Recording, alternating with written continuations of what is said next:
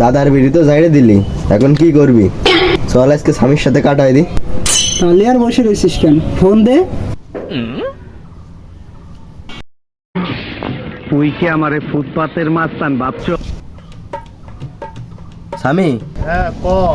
সবাই কয়টা টাকা দিল, একটা বিড়ি কিনেছি, দাম নেছে 18 টাকা।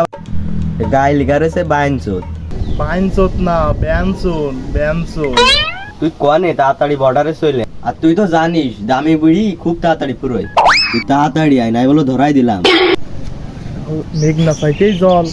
বন্ধু দাঁড়া চলে আইছি, বন্ধু 2 মিনিট দাঁড়া চলে আইছি, ধরাস নে বন্ধু, ধরাস নে।